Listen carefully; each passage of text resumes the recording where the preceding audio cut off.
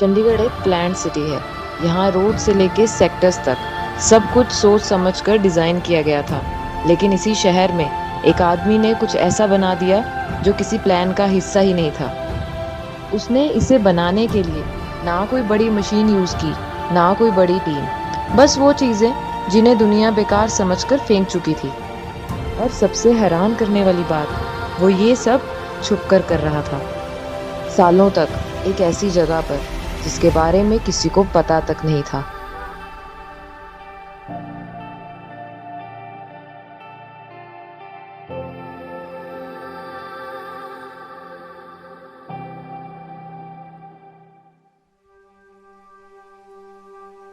आज चंडीगढ़ में एक ऐसी जगह है जहां हर तरफ अजीबोगरीब स्कल्पचर्स, रास्ते, वाटरफॉल्स और पुरानी दीवारें नजर आती हैं।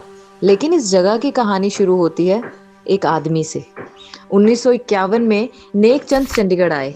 यहाँ वो पब्लिक वर्क्स डिपार्टमेंट में रोड इंस्पेक्टर के तौर पे काम करते थे।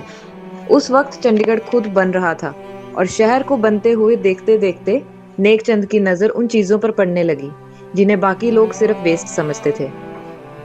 चंडीगढ़ टूरिज्म के मुताबिक इस दौर में नेकचंद ने अपने सारे स्पेयर टाइम में एक सीक्रेट गार्डन बनाना शुरू किया। कुछ हिस्टोरिकल अकाउंट्स 1958 को वो साल बताते हैं जब उन्होंने डिस्कार्डेड मटेरियल्स और अजीब शेप्स के स्टोन्स को कलेक्ट करना शुरू किया। टूटे हुए टाइल्स, सेरामिक के टुकड़े, बैंगल्स, बॉटल्स, जो कुछ भी उन्हें इंटरेस्टिंग लगता वो संभाल कर रखने लगे। पहले एक छोटा सा क्लियरिंग, फिर कुछ फिगर्स, फिर वॉल्स, रास्ते, कोर्टयार्ड्स और धीरे धीरे एक पूरा किंगडम। लेकिन एक प्रॉब्लम थी, ये सब इलीगल था। जिस जमीन पर वो बना रहे थे वहां कंस्ट्रक्शन अलाउड ही नहीं थी। लेकिन तब तक बहुत देर हो चुकी थी। जब लोगों को पता चला कि जंगल के अंदर क्या बना हुआ है, धीरे धीरे काफी लोग इसे देखने पहुंचने लगे। और जो अथॉरिटीज को एक इलीगल कंस्ट्रक्शन दिख रहा था, लोगों को उसमें आर्ट दिख रहा था। 24 जनवरी 1976 जिस जगह को डिस्ट्रॉय किया जा सकता था वो ऑफिशियली पब्लिक के लिए खोल दी गई। और नेक चंद अब इसे छुपकर नहीं, ऑफिशियली बना सकते थे। उन्हें फुल टाइम काम करने का मौका मिला और 50 लेबर्स की टीम भी दी गई। और जिस दुनिया को एक आदमी ने सालों तक छुपकर बनाया था, आज हम उसे एक नाम से जानते हैं, रॉक गार्डन।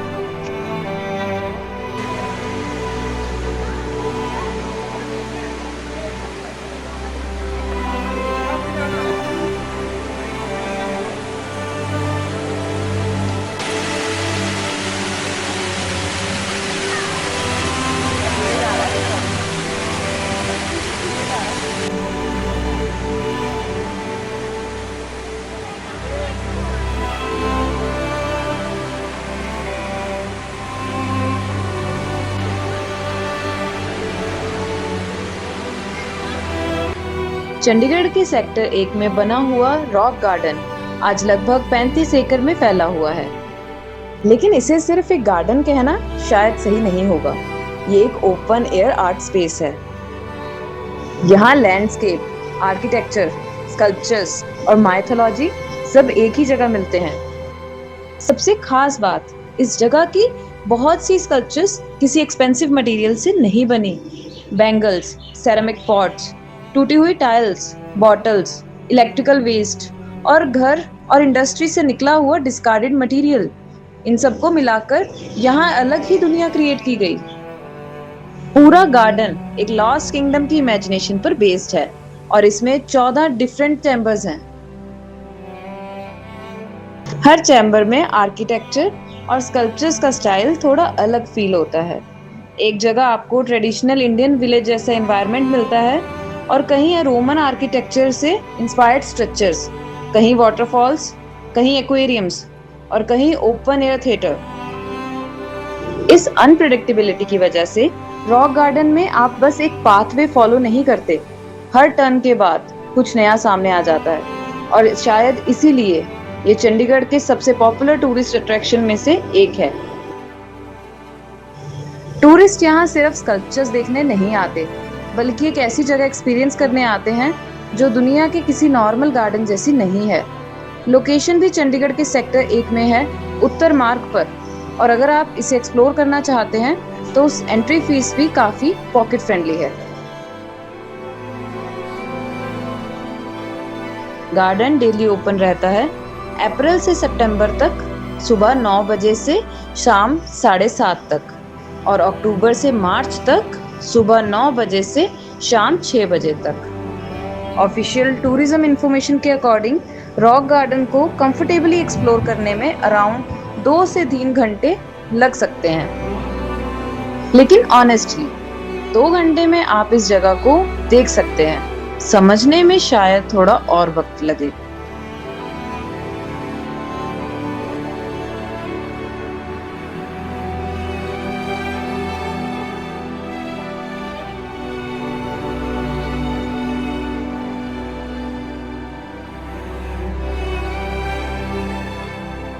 उन्नीस द गार्डन गोज नेशनल। 1983 तक नेकचंद की बनी हुई दुनिया चंडीगढ़ से बाहर निकल चुकी थी। इसी साल रॉक गार्डन की एक स्कल्पचर इंडियन पोस्टेज स्टैंप पर आ गई। सोचिए, जिस क्रिएशन को कभी छुपकर बनाना पड़ता था, अब उसकी तस्वीर पूरे इंडिया में लेटर्स के साथ ट्रैवल कर रही थी। लेकिन कहानी यही नहीं रुकी। 1984 नेकचंद गेट्स नेशनल रिकॉग्नाइजेशन। अगले साल 1984 नेकचंद को पद्मश्री से सम्मानित किया गया। एक सेल्फ टॉट आर्टिस्ट जिसका काम एक छोटे से सीक्रेट क्रिएशन से शुरू हुआ था, अब इंडिया उसे ऑफिशियली रिकॉग्नाइज कर रहा था। इसी दौर में उनका काम इंटरनेशनल एग्जीबिशंस तक भी पहुंच चुका था। पेरिस की एग्जीबिशन में उन्हें medal of the city award भी दिया गया। वॉशिंगटन में भी उन्होंने एक फैंटेसी गार्डन क्रिएट किया। एक आदमी जो कभी रात में छुपकर स्कल्पचर्स बनाता था, अब दुनिया के अलग अलग हिस्सों में अपनी आर्ट दिखा रहा था।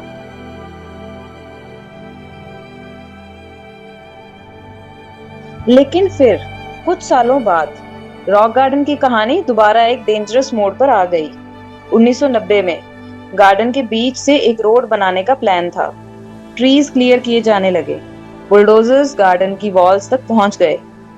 लेकिन इस बार नेकचंद अकेला नहीं था। हंड्रेड्स ऑफ चिल्ड्रन और डेमोन्स्ट्रेटर्स गार्डन के सामने खड़े हो गए। बुलडोजर का रास्ता रोक दिया गया और फिर शुरू हुई एक लंबी लीगल फाइट। लेकिन लड़ाई सिर्फ एक रोड के खिलाफ नहीं थी, लड़ाई थी इस पूरी जगह को बचाने की।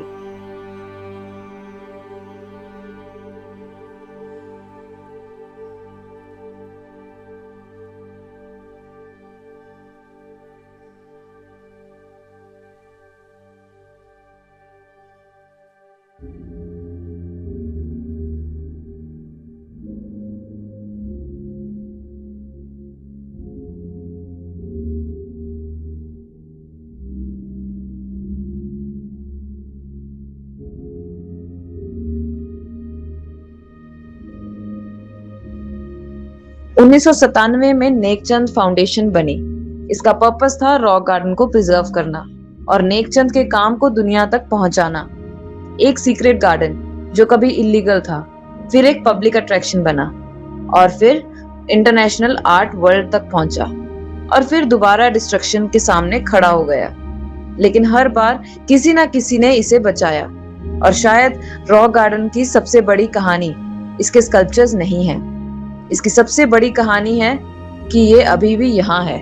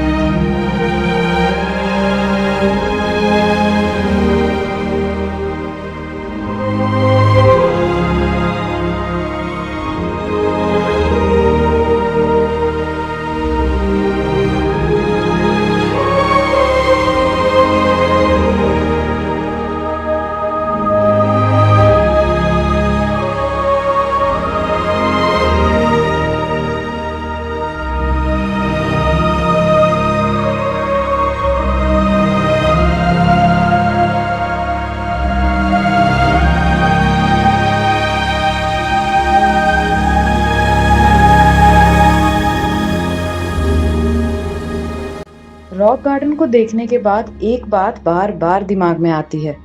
नेकचंद ने ये सब किसी प्लान के साथ नहीं बनाया था। उनके पास कोई बड़ा स्टूडियो नहीं था, कोई आर्ट डिग्री नहीं थी, और शुरुआत में तो ये भी नहीं पता था कि उनका ये छोटा सा पैशन एक दिन इतनी बड़ी जगह बन जाएगा। उन्होंने बस अपनी इमेजिनेशन को जिंदा रखा, और शायद इसी में इस जगह की सबसे खूबसूरत बात छुपी है। हम सबके अंदर कोई ना कोई हॉबी होती है। किसी को पेंटिंग पसंद है, किसी को फोटोग्राफी, किसी को म्यूजिक और किसी को लिखना, और किसी को बस कुछ ऐसा बनाना पसंद है जो शायद दुनिया ने पहले कभी देखा ही ना हो।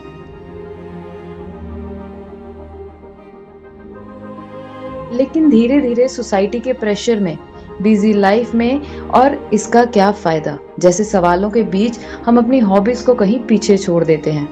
नेकचंद ने नहीं छोड़ा, और हम नहीं जानते शायद वही छोटा सा हॉबी जिसे आज आप सिर्फ अपने लिए कर रहे हैं, कल दुनिया के लिए कुछ ऐसा बना दे जिसका किसी ने कभी इमेजिन भी ना किया हो।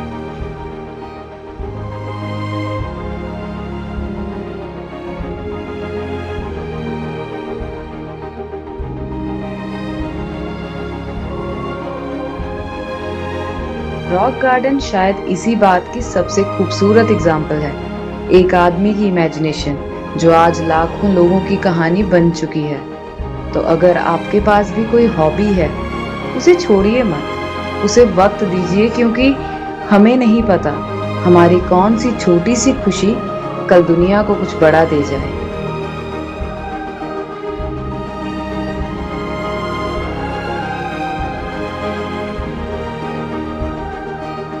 मैं मिलती हूँ आपसे एक और सफर में। तब तक कीप ड्रिफ्टिंग।